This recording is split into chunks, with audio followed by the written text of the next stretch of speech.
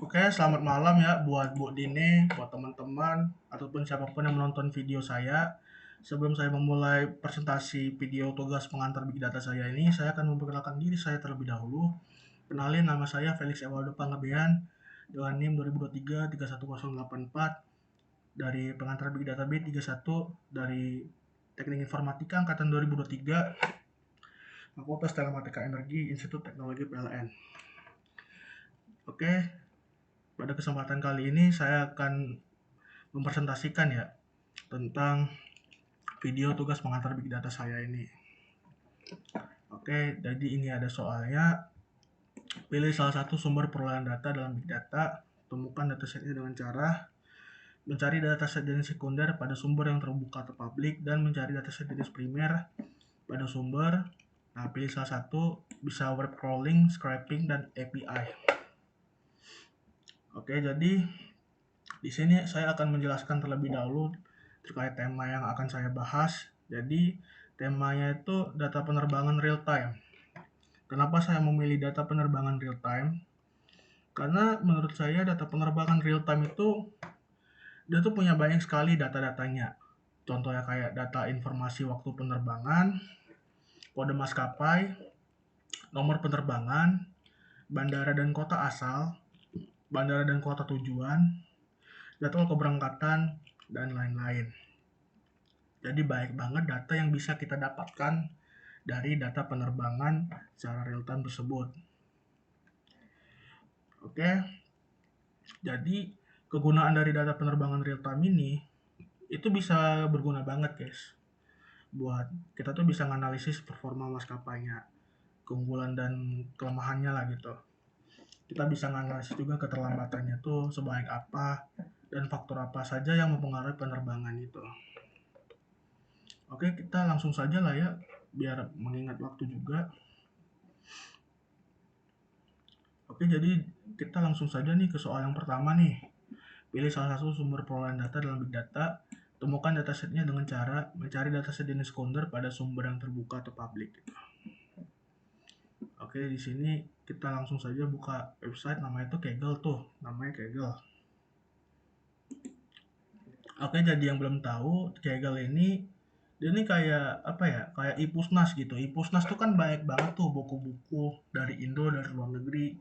Kita bisa nganalisis, kita bisa buka, download, ya nggak gratis, nggak gratis, nggak bayar juga gitu. Nah, Kaggle ini sama aja tuh kayak Ipusnas. Kaggle ini dia nih kayak apa ya? Kayak sumber dataset lah. Jadi Kaggle ini kayak website publik gitu yang di dalamnya tuh terdapat banyak banget guys datasetnya guys. Ini berguna banget buat dataset jenis sekunder. Jadi dataset yang terdapat di Kaggle ini menyediakan berbagai macam datasetnya tuh dari semua aspek guys, dari semua aspek dan dari semua bidang gitu. Lalu mau cari dataset tentang pendidikan, tentang kesehatan, olahraga, penyakit, ada semua di Kaggle ini gitu. Jadi Kaggle ini nggak bayar gitu, bisa diunduh secara gratis. Dan ini membantu banget dalam pengantar Big Data ini. Oke, kita langsung saja ya mengingat waktu. Jadi di Kaggle ini saya udah search gitu, udah pakai keyword data penerbangan secara real time. Jadi saya ketemunya tuh flight delay dataset yang diambil pada tahun 2024 dan dibuat oleh Rishit Patil gitu. Nah, kita langsung aja ya scroll ke bawah ya untuk mengingat waktu juga. Nah, jadi di sini ntar kita kelewatan. Nah ini kita udah dapat nih dataset dalam bentuk CSV atau Excel dari si Rishit Patil ini. Flight data 2024 CSV. Nah, di sini bagi yang belum download, ya bisa langsung di-download aja lah ya. Ya, gua saranin pakai WiFi karena dia ini banyak banget makan datanya, guys. 1,31 giga gitu. Eh, dan kalau kita download pakai WiFi kan lebih cepat juga gitu. Jadi ya kita nggak perlu download lagi karena saya udah download lebih awal ya. Nah, ini saya udah download nih. Nah, ini buktinya guys. Flight data 2024.csv gitu. Oke, jadi karena saya udah download, kita langsung saja untuk membuka file CSV atau Excel-nya ya. Nah, ini kita udah buka nih. Nah, ini dia guys, dataset yang dibuat oleh Risit Patil itu tadi. Nah, ini baik banget nih, berbagai macam data, berbagai macam konteks nih, berbagai macam kategori juga dibikinnya dalam kolom paling atas nih. Nah, ini kategorinya guys. Dia bikin tuh di kolom paling atas gitu. Oke, jadi dataset flight delay dari Risit Patil ini ya kita nih bisa dapetin nih ribuan bahkan puluhan ribu data-datanya. Kita langsung saja lah ya biar cepat nih. Nah, ini baik banget guys, ada 500.000 sampai sejuta juga bisa ya. Tadi saya udah ngecek juga. Nah, ini sampai sejuta nih data yang dibuatnya. Oke, kita langsung saja. Nah, di sini saya akan menjelaskan ya kategori dari kolomnya ini yang udah dibuat oleh Risit Patil ini. Jadi ada year, month, day of month ini sama day of week, FL date. Jadi kayak informasi waktu penerbangan. Terus ada of unique character, of carrier, FL6, jadi kayak kode maskapai gitu, nomor penerbangan. Ada origin name, origin state, NM, jadi kayak bandara dan kota asal. The city name, the state NM, jadi kayak bandara dan kota tujuan. Terus ada just date time, date delay, dan ini kayak jadwal keberangkatan, waktu aktual, dan selisih keterlambatan. Taxi out, wheels off, wheels on, taxi, dan ini kayak waktu proses sebelum dan sesudah terbang. Ada CRS time, R delay, dan ini kayak jadwal dan realisasi waktu kedatangan, cancel code, diverted, status penerbangan dibatalkan atau dialihkan, CRS elapse time, actual elapse time, air time, distance, dan ini kayak durasi penerbangan dan jaraknya. Ada carrier delay, weather delay, nest delay, apalagi tuh security delay, light aircraft delay. Dia ini kayak penyebab keterlambatannya gitu berdasarkan kategori, bisa karena maskapai, cuaca, sistem navigasi, keamanan, ataupun pesawat terlambat. Oke, jadi inti dari soal nomor 1 ini ya, Kaggle punya si Risit Patil ini terkait flight delay dataset pada tahun 2024. Nah, kita nih bisa pakai dataset si Risit Patil ini, dataset yang flight delay datasetnya ini gitu. Kita tuh bisa pakai buat analisis performa maskapai, keterlambatan, dan faktor-faktor yang mempengaruhi pengalaman gitu. Nah, untuk setnya, CSV-nya atau Excel-nya saya udah taruh di folder ya, folder dokumen. Udah saya zip juga. Di situ lengkap semua, bahkan sampai jutaan. Tuh. Nah, ini untuk nomor 1 ya. Dan kita langsung saja untuk ke soal nomor 2. Mencari dataset jenis primer pada sumber dengan web crawling, scraping, dan API. Jadi di sini langsung saja kita pakai OpenSky Network ya untuk mencari dataset jenis primer. Jadi buat yang belum tahu, OpenSky Network itu dia tuh kayak platform yang menyediakan data penerbangan real time dari seluruh dunia. Jadi lewat situs ini bisa mengambil data langsung dari sistem mereka melalui API. Seperti posisi pesawat, kecepatan, ketinggian, negara asal, ya kayak tadi lah. Semuanya berasal dari mereka gitu. Yang dikumpulkan oleh jaringan radar global mereka gitu.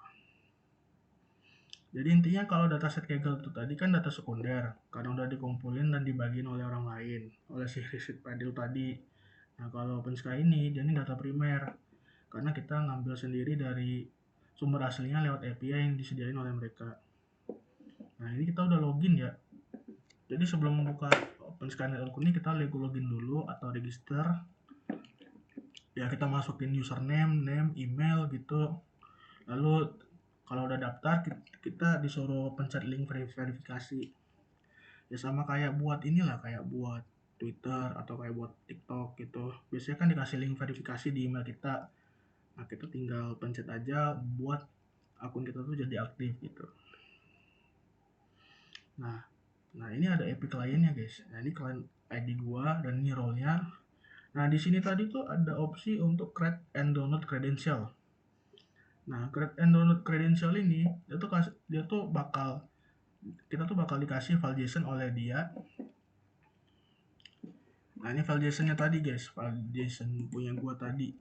Nah ini gua udah dikasih nih file JSON oleh dia. Nah jadi file JSON-nya tuh isinya tuh client ID sama secret.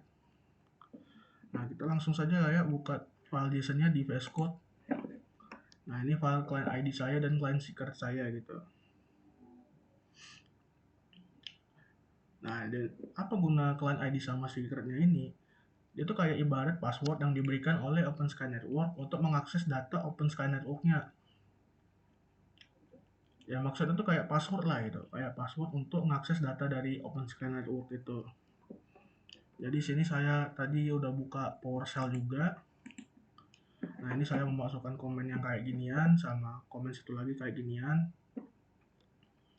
Komen ini nih biar kredensial yang kalian ID sama secretnya ini, dia tuh biar kayak nggak kebocoran data lah gitu, tapi bisa dipakai di script dan dia ini kayak bisa menyimpan kredensialnya tuh secara aman.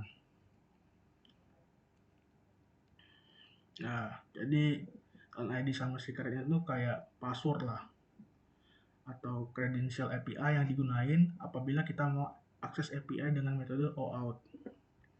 Tapi karena saya sudah baca juga tadi, kita tuh tidak perlu menggunakan token atau credential yang kalian ID sama secretnya ini. Karena OpenSky ini, dia tuh udah nyediain endpoint public yang kita tuh bisa langsung saja akses tanpa autentikasi.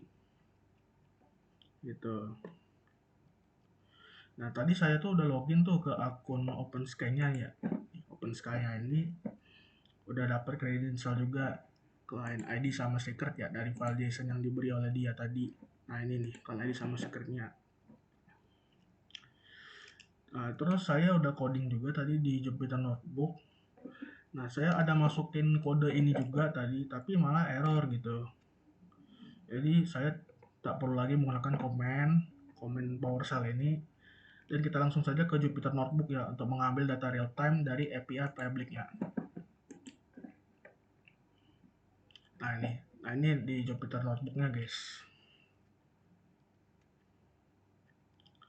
Nah, kalau menurut saya, mengambil data real time dari API public lewat Jupyter Notebook, menurut saya ini tergolong data primer, karena saya mengambilnya langsung dari sumber aslinya, yaitu OpenSky Network-nya ini.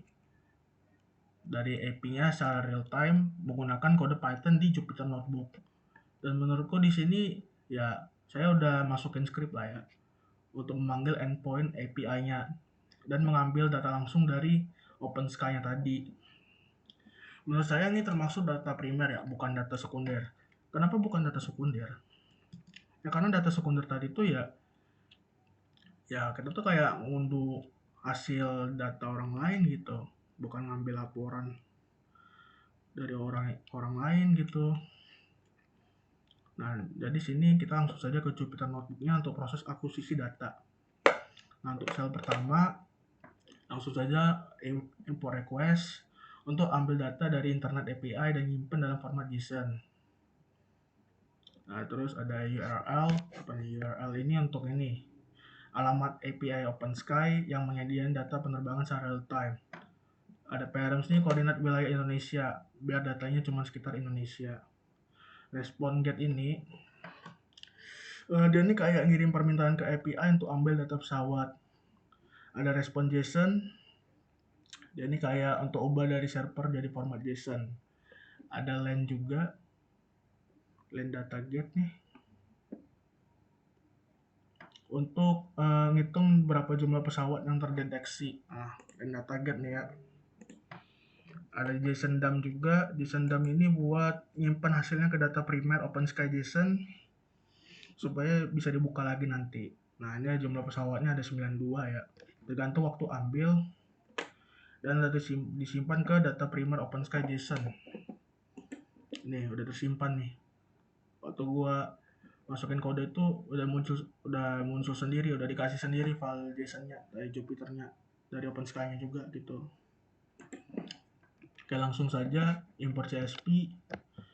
Oke, import CSV ini untuk membuat menulis file CSV dalam bentuk table. Kalau stage ini untuk data get. Data get gitu. Data get-nya ini fungsinya untuk ngambil daftar semua pesawat dari hasil JSON sebelumnya. Ada header juga. Header ini buat daftar kolom yang mau ditulis ke CSV, misalnya kode pesawat, negara asal, posisi, kecepatan. Ada CSV writer juga buat bikin file baru dan nulis baris-barisnya. Ada loop for as in state, gunanya untuk tiap pesawat dimasukin satu baris ke file CSV. Ada print data CSV berhasil disimpan, itu konfirmasi kalau file sudah sukses dibuat. Outputnya kayak gini, dan bisa langsung dibuka di Excel atau Google Sheet. Nah, ini udah dapat nih file CSV-nya dari OpenSky Network lewat Jupyter Notebook-nya tadi.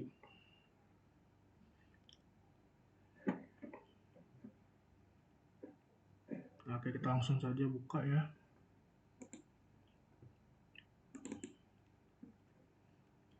Nah, ini ada IK24, kode unit pesawat, call sign, nama penerbangan, origin country, negara asal pesawat, time position, waktu terakhir posisi dilaporkan, last contact, waktu terakhir data diterima oleh server, longitude, waktu posisi bujur pesawat, latitude, posisi lintang pesawat, BRO ini untuk ketinggian berdasarkan tekanan udara, on ground buat apakah pesawat di darat, velocity kecepatan horizontal, through track arah pergerakan, vertical rate buat kecepatan naik turun, sensor, ID sensor pelacak, geo attitude buat ketinggian geografis, dan squawk. Squawk ini buat kode transfer pesawat, SPI, status identifikasi darurat, dan position sort, sumber posisi. Semua file JSON dan CSV tersummon sendiri menjadi satu di folder data primer OpenSky ini. Jadi di sini semua udah ada semuanya ya, data JSON sama CSV-nya. Oke, sekian dari video yang telah saya buat. Mohon maaf apabila ada kesalahan kata-kata ataupun kalimat karena mengingat waktu. Oke, sekian dan terima kasih.